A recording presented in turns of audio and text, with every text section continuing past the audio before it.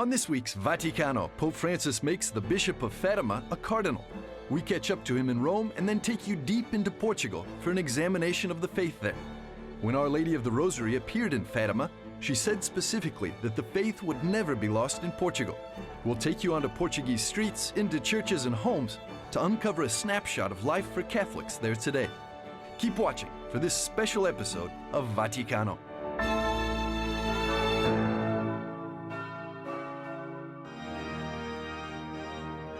On June the 28th, Pope Francis created 14 new cardinals for the Church. Among them was the first ever Cardinal of the Diocese of Fatima Leiria, Portugal, Antonio dos Santos Marto. In nomine Patris et Filii et Spiritus Sancti.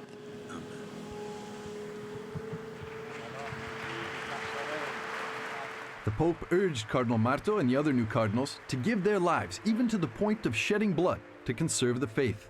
Cari fratelli cardinali. Dear brother cardinals and new cardinals, in our journey towards Jerusalem, the Lord walks ahead of us to keep reminding us that the only credible form of authority is born of sitting at the feet of others in order to serve Christ. It is the authority that comes from never forgetting that Jesus, before bowing his head on the cross, did not hesitate to bow down and wash the feet of the disciples. Per servire Cristo.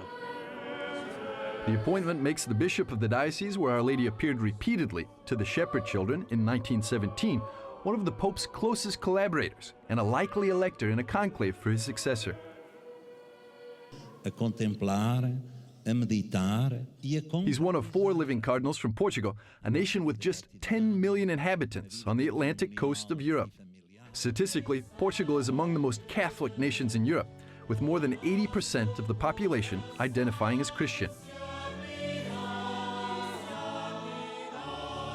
Cardinal Marto will be working to preserve the deep roots of Catholicism in a land blessed with great saints and a Marian shrine that serves as an oasis of the faith.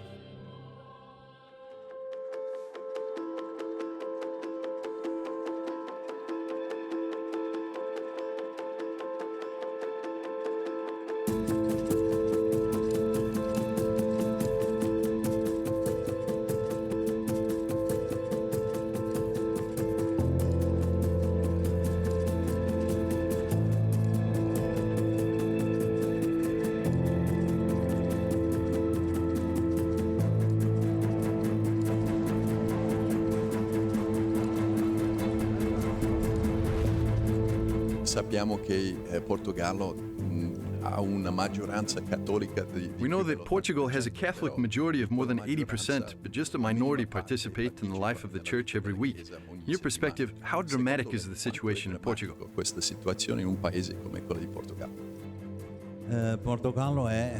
Portugal is a majority Catholic nation from a sociological point of view. According to the studies, 85%, more or less, call themselves Catholic. Then the participation in the Sunday celebrations is more or less 20 to 22% as a general average in the country. There are dioceses that are 5, 6, 7%, for example, but there are also those where it is 50%. Portugal belongs to Europe, and today no nation is an island. We are living globalization. There is also another phenomenon in Portugal, which is immigration. There is also tourism, and it's a very sought-out nation by tourists because there is peace and there is no terrorism, where there's also good eating. It isn't expensive for vacations, and all of this weighs on the population and on the social communications.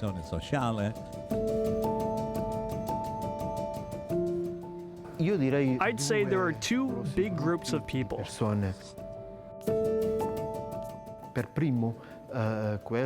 First, those who are of a Catholic faith, but traditional, rather cultural. That is, those who are baptized and come for the funeral.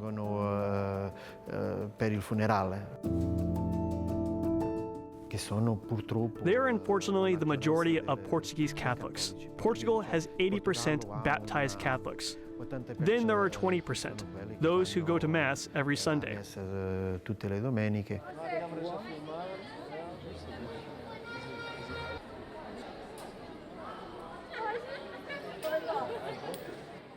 Still today we have a great Christian roots. The major of the population in Portugal are Christian. And that's why festivals and the saints are very present. Yeah.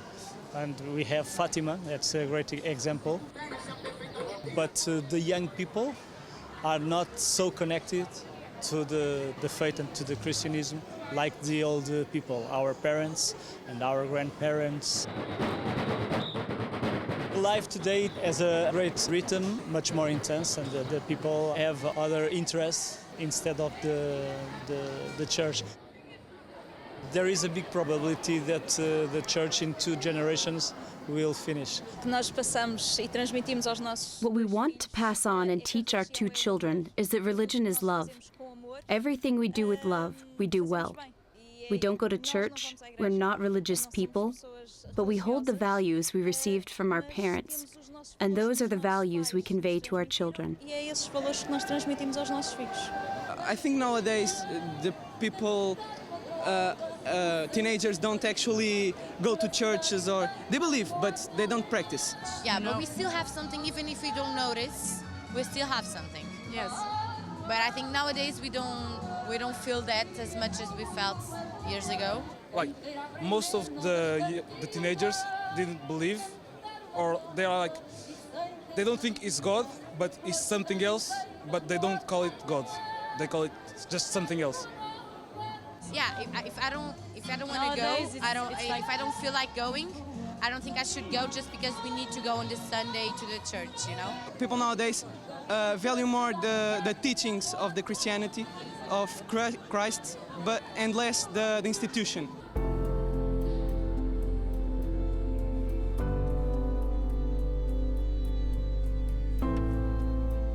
In other countries, the parents like their children to be baptized, but it remains only at that, and then they do not come to church anymore. Children learn through the example of their parents, so if the parents stay in bed in the morning, their children do the same. I was a teacher, and I saw how children came neither to religion or classes in morals, because the parents did not think that these were important for them. Dispersa mucho los chicos. I used to think that religion is a form of prison, that we are not free, we don't do what we want to do. And then it takes time to realize that it's through God that we are free. So time is the big bad guy here, and it takes a lot of effort to stop. It's one of the main obstacles here. Stop and think for yourself.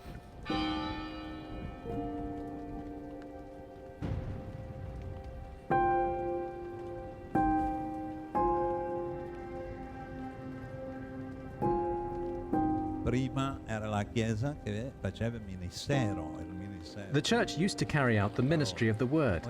Today it is television and social networks that do this magisterium, where there is a need of new methods of evangelization, new methods of transmission of the faith, and especially for the new generations. I said in the meeting of those confirmed in Portugal, you receive confirmation around 15, 16 or 17 years of age. After 10 years of catechesis, the bishop meets with these groups. I try to make them see that they are being born into and grow up in a completely new world. The world where the more elderly like myself, I'm a septuagenarian, grew up, is disappearing. And I'll give an example. When I was a boy, there was no television, there was no computer, no cell phone, no social networks. It's a totally new world, and the digital culture, the technical questions of knowing how to work with a new instrument, is a culture. It means a new relationship with the things and new relationships among people. It's also a new way of seeing the world. Then there's this liquid and provisional culture, the culture of channel surfing, seeking something new. This is also the scene set in the West and the scene set in Portugal. Now we cannot remain stopped before the Wailing Wall. We must look at this moment, the changes, as Pope Francis says. We must not live only the changes of the era, but an epochal change.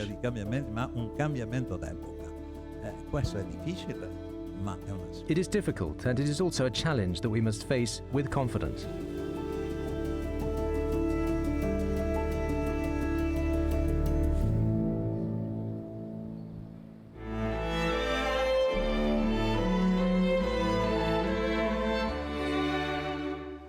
Stay with us. After the break, we hear from Portuguese families about the challenges of passing on the faith to their children.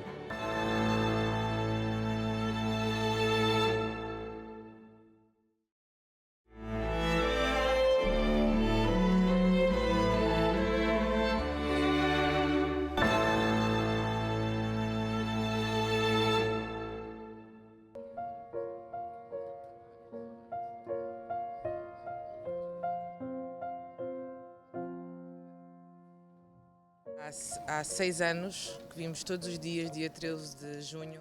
For 6 years, we've been coming every June 13th to Fatima, ever since my daughter was born, and she was born on May 23rd, and her first trip was to Fatima on June 13th, to fulfill a vow that we had made for her because I had a very problematic pregnancy and held on to the faith that I already had. I was baptized by choice. My parents gave me the option, and I had to choose whether to be a Catholic or not. So I was baptized at age 6 and received my first communion weeks later, and that was it. I like to come to Fatima very much. I feel always very serene, and as long as I can every year, I'll come here on this date. I go to church in my neighborhood in Benfica, and I try to transmit my faith to my children in a natural way. Maybe one day they'll come to choose like I had to choose. I mean, they were both baptized, and they will lead their own paths of faith. I hope that they choose the path of faith. I want to believe that there is still faith in Portugal. It's harder each time to find people who choose the path to Catholicism. But it has to do with families and what we try to pass on to our children. There are a lot of people following and going to church, and that's good. In Benfica, we have a community in which we see the attendance of a lot of children at church. Our parish church is always full, and there's always a lot of movement and a lot of activities there. E tudo o que está a viver na atualidade.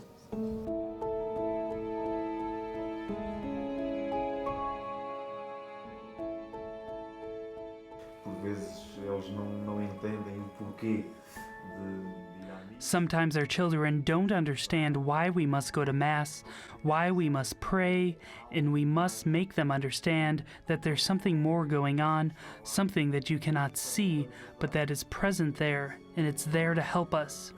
And it is very hard for them to learn it. It's a path that we need to guide them through little by little, teaching them and motivating them every day to understand that there's something there, and it is there to help us. Nascemos numa terra de fé. We were born in a land of faith, and that counts in our favor. We have the story of the little shepherds who were about their ages when they saw the Virgin, even younger. And they were the 3 witnesses of the apparitions of Our Lady and the angel. Later came the miracle of the sun, and everybody believed them. But we ask ourselves, how did those 3 children manage to get others to believe the message they heard when nobody gave them credibility? So, just like they managed to get others to believe in what they saw, we try to do the same with our children. We teach them they can't see it, but it exists. When they grow up, they will understand why, because in life, each thing is explained at the right time. Now they are children. They don't understand, but later they will understand. But it is difficult. Mais tarde vão perceber, mas que é difícil é.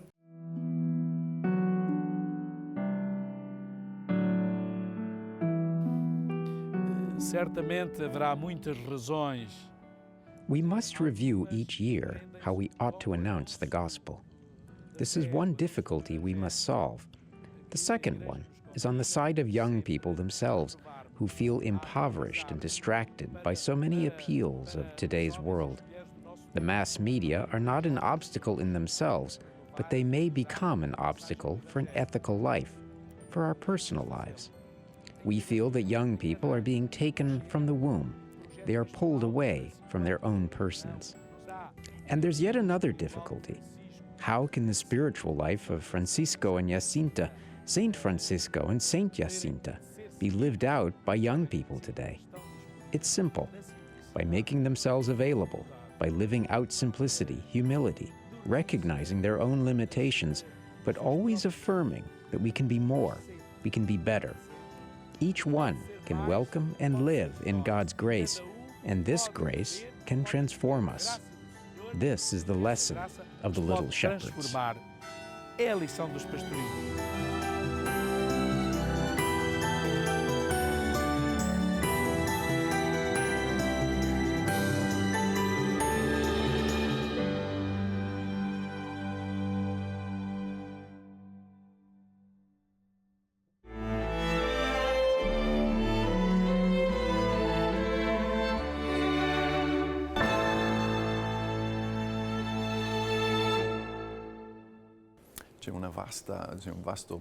There's a vast Catholic cultural patrimony in Portugal. We were in Nazaré, Batalha, Fatima, and we saw it.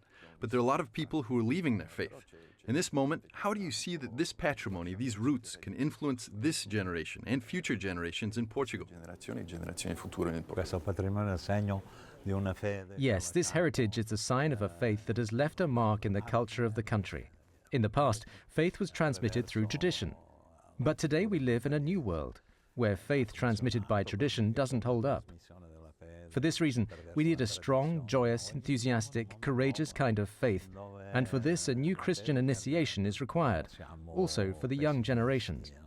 I think it is a little difficult, but the Church will certainly find new ways to accomplish this job. We are not pessimistic. The Church has already been through other crises in the past and has overcome them. It will no longer be a sociological faith, but a personalized form of faith, the fruit of personal conviction, of a choice.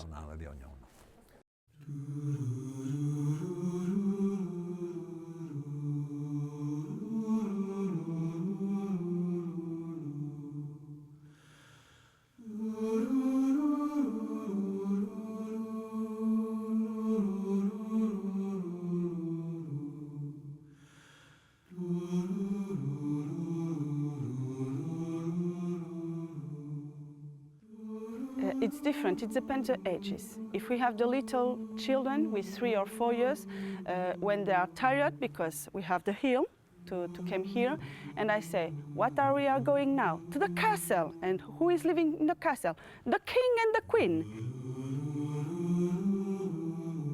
And we are going inside the castle, of course, and when we are going in the back, where we have the statue of our third cone, of course they want to know who is it. And of course they heard about it at home or at school. And they are very interested because it was a powerful man, a very smart man. And when I tell them, yes, but before he died, he'd give everything, and it was a fright in Lisbon.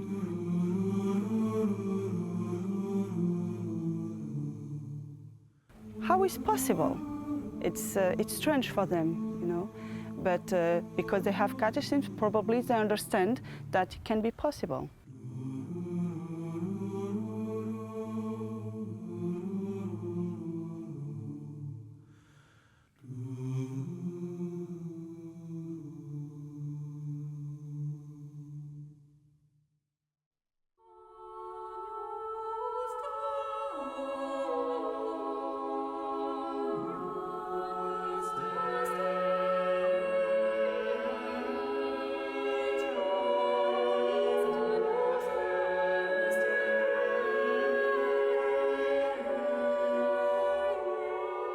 O povo português tem uma ligação.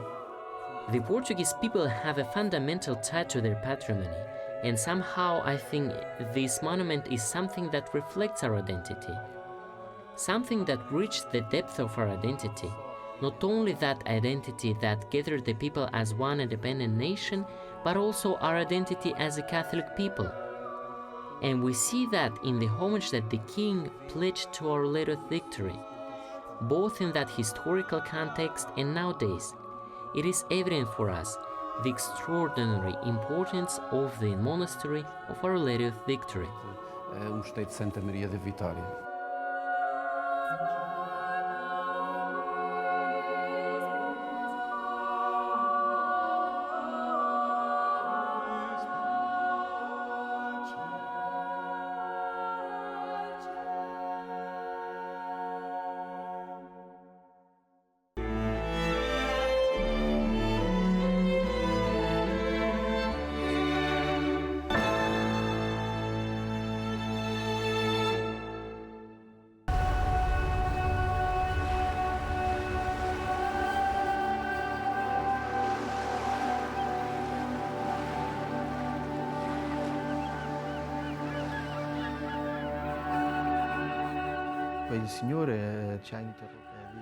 The Lord has questioned us in the gospel, saying, "When the Son of Man returns, will he find faith on earth?"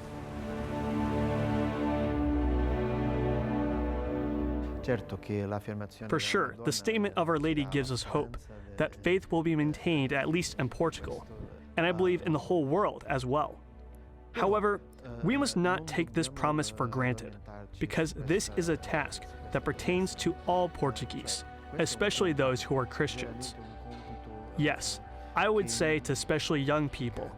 I have found many young people here, especially in Lisbon, who really want to live their faith in all fields, even at the university.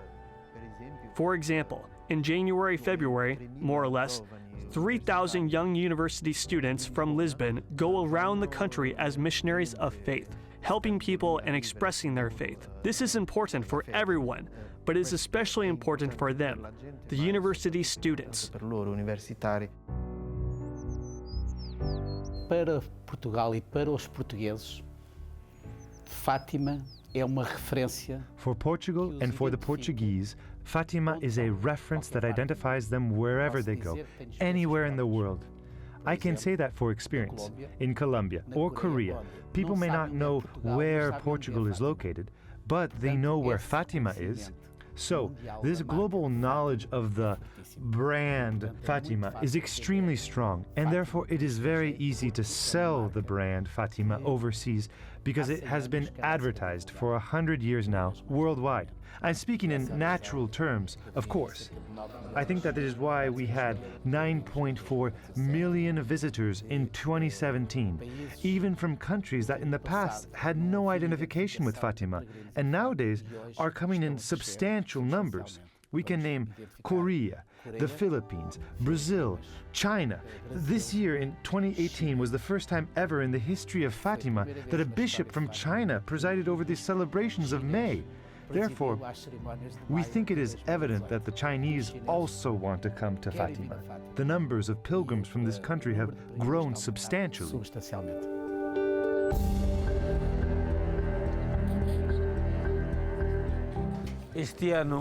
This year we had more people from the Far East coming to Fatima, especially from China and Japan, which is very enriching. And from Fatima springs up a concern for the world, for world peace, for nations involved in wars and conflicts. This was a message of peace, a message announced right here. I think that in fact Fatima can be a platform of dialogue, of comprehension, of a message that speaks to all about all the possible paths towards peace that run through mercy, forgiveness, love, service to others. That means, in conclusion, that Fatima contains the core of the gospel, which is conversion, the message of hope.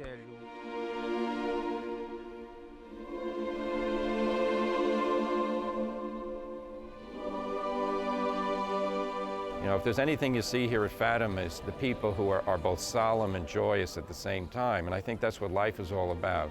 In the sight of God, we have reverence, but that reverence produces joy, which makes us smile and laugh.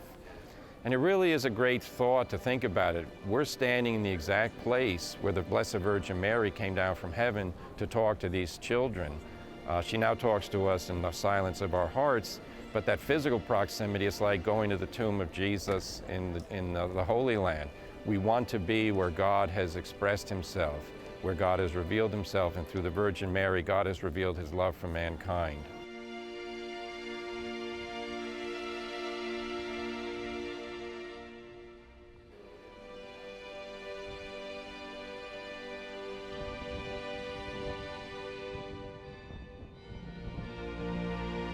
I think Mary offered us a new hope. She offered us a new way to seek the Lord's mercy, and I think there's also an important connection between Fatima and the Divine Mercy that took place in Poland. But really, I think the message is a message of hope. It's a message of hope for the world, and I think that the importance of Portugal, again, that's a good question, but Our Lady, for whatever reason, said that the faith would not be lost in Portugal. I think, obviously, we're seeing a great loss of faith across Europe, and we have done over the last century. And hopefully, the message of Fatima is a beacon of light for Europe. I think that message of hope for where we live is very important, because we see the loss of faith around us all the time.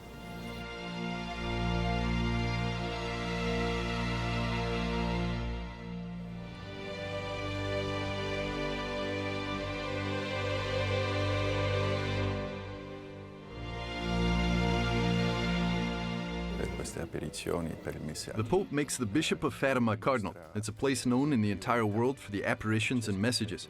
How does making a cardinal of the Bishop of Fatima demonstrate the priorities of the Pope for his church? This is a good question to ask Pope Francis, because he is the only one who knows the reasons for why he chose me to be a cardinal. Pope Francis gives great value to popular religiosity, which is an expression of the inculturation of faith among common people. In Fatima, this is very vibrant. It is visible, it is lived, it is celebrated. Like it happens, for example, in Latin America, where the Pope was impressed by the living evangelical force of popular religiosity.